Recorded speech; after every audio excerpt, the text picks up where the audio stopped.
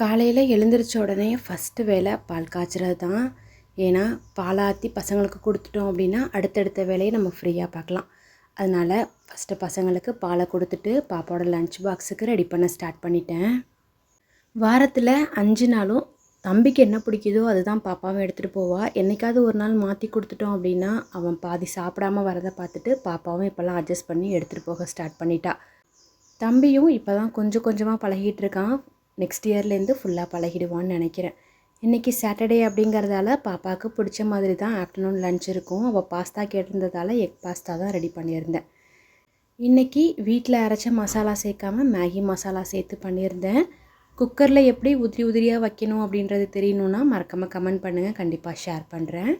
Lunch box எல்லாம் back பண்ணதுக்கப்புறமா morning பிரேக்ஃபாஸ்ட்டுக்கு தோசையும் ஊற்றி கொடுத்துட்டேன். வீடியோ பிடிச்சிருந்ததுன்னா லைக் பண்ணி சப்ஸ்கிரைப் பண்ணி வச்சுக்கோங்க. அடுத்த ஒரு ஷார்ட்ஸில் பார்க்கலாம். பாய்.